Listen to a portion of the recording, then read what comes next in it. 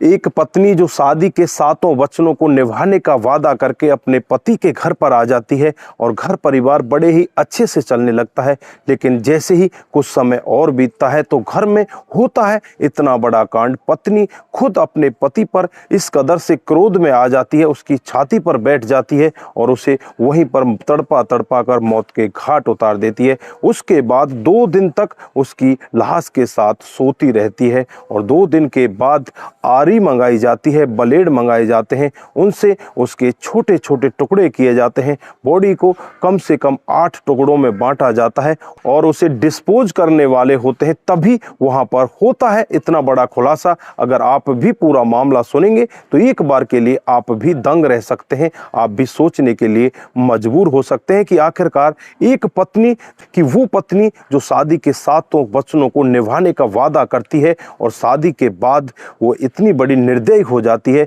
बड़ी ही बेरहमी के साथ अपने पति को मौत के घाट उतार देती है।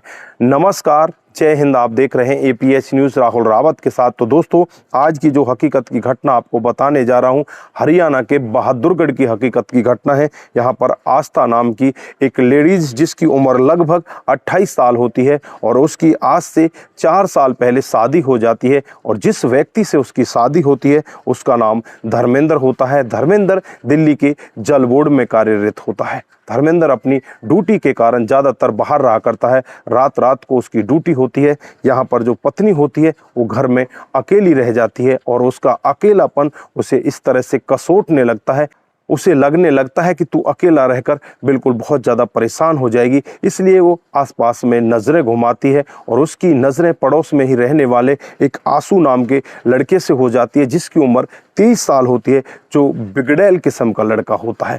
अब आंसू पूरे दिन भर उससे बातचीत करता, रात को भी अगर टाइम मिलता तो रात को भी बातचीत करता, यानी पत्नी जब भी खाली होती आंसू उसके साथ बातचीतों में होता। इसी तरह से धीरे धीरे समय बीतता रहता है और 24 तारीख आ जाती है। 24 तारीख को जो पति होता है अपनी पत्नी से कहकर जाता है कि मैं ड्यूटी पर जा रहा हूं और आज रात को मैं घर वापस नहीं आऊँगा। उसके बाद पति ड्यूटी के लिए चला जाता है, लेकिन रात को 1 बजे पति किसी कारणवश वापस अपने घर आ जाता है और जैसे ही अपने घर आकर देखता है वो अपने पत्नी को जगाने की कोशिश नहीं करता। उसके पास दूसरी चाबी होती है और दूसरी चाबी से जब वो लॉक को खोलता है तो अंदर का जो नज़ारा देखता है उसकी आंखें फटी की फटी रह जाती हैं। उसकी पत्नी पड़ोस में ही रहने वाले एक लड़के जिसका नाम आंसू होता है उसके साथ आपत्तिजनक स्थिति में होती है, जिसे देखकर उसकी बहुत ही तेजी के साथ चीख निकल आती है। अपनी पत्नी के ऊपर बहुत ज़्यादा क्रोध करने लगता है। इधर जो आंसू होता है उस क्रोध को देखकर वहाँ से चुपचाप फरार हो जाता है।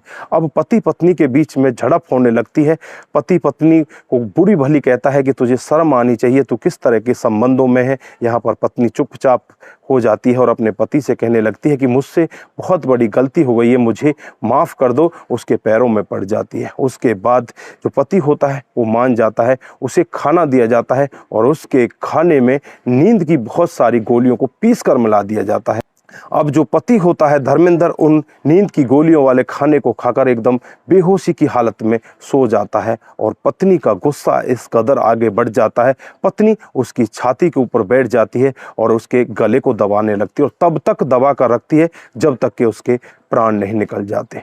वो व्यक्ति वहीं पर मौत के घाट उतर जाता है। वो औरत इतनी निर्दयी बन जाती है, उस मरे हुए पति के साथ ही रात भर आराम से सो जाती है और जैसे ही अगली सुबह होती है, अगली सुबह उसे लगने लगता है कि अब इसकी डेड बॉडी को ठिकाने लगाना पड़ेगा। इसलिए वो अपने बॉयफ्रेंड जिसका नाम आंसू होता है उसके पास फ़ोन करती है, उससे कहती है कि तुम जाओ आरी और ब्लेड लेकर बाज़ार से आ जाओ, जिससे इसकी डेड बॉडी के टुकड़े करने पड़ेंगे और इनको यहाँ से डिस्पोज करना पड़ेगा। जो इसका बॉयफ्रेंड होता है वो बाज़ार से आरी और ब्लेड लेकर आ जाता है और इसके घर में पहुँच जाता है। बाहर से गेट को लगाकर ये उसके टुकड़े करने वाले होते हैं। जो उसकी मुंडी होती है उसे तो ज़मीन के अंदर गाड़ दिया जाता है, बाकी के कुछ पार्ट को और 8 हिस्सों में बांटा जाता है। कुछ हिस्से तसले में पड़े होते हैं। तभी इनकी गेट की बेल बजती है और बेल को देखते ही एकदम से पत्नी सन्न हो जाती है। ये दरवाज़ा खोलना नहीं चाहती, बाहर से ही पूछने लगती है कि कौन है और क्या चाहिए तुम्हें। तो इसके घर के जो बाहर होता है इस लड़के की बहन और इसका छोटा भाई होता है। वो दरवाजे को खोलने की कोशिश करते हैं, लेकिन यहाँ पर जो औरत होती है आस्था उस दरवाजे को नहीं खोलती। जो भाई और बहन होते हैं ज़बरदस्ती उस दरवाजे को खोलकर घर के अंदर प्रवेश करते हैं। और जैसे ही घर के अंदर आकर देखा जाता है तो घर के अंदर एक तसले में डेड बॉडी के कुछ टुकड़े पड़े होते हैं, जिन्हें देखकर भाई बहन की हालत बहुत ही दयनीय हो जाती है। तुरंत ही आनन फानन में पुलिस को फ़ोन किया जाता है। पुलिस मौके पर पहुंच जाती है और पुलिस मौके पर पहुंचने के बाद घर के अंदर से ही आंसू और इस औरत आस्था को गिरफ्तार कर लेती है। और गिरफ्तार करने के बाद जब पुलिस अपने रवैये से पूछताछ करती है कि धर्मेंद्र कहाँ है, तो वो सारा वाकया बताते हैं कि धर्मेंद्र को तो हमने मार दिया और उसके टुकड़े करके हम इसे डिस्पोज करने वाले थे। मुंडी होती है उसे तो ज़मीन के अंदर गाड़ दिया है, बाकी जो इसके शरीर के पार्ट हैं उन्हें भी हम डिस्पोज करने वाले थे, लेकिन उससे पहले इसका भाई और इसकी बहन यहाँ पर आ जाते हैं। दोस्तों, जब आसपास के लोगों के पास ये मामला पहुंचता है तो हर किसी के अंदर दहशत का माहौल होता है कि एक पत्नी जो 7 जन्मों का वादा लेकर उसके साथ आती है और वही पत्नी उसके साथ में इतनी निर्दयी हो जाती है, एक अवैध संबंधों के चलते हुए अपने पति को इतनी बेरहमी के साथ मौत के घाट उतार देती है।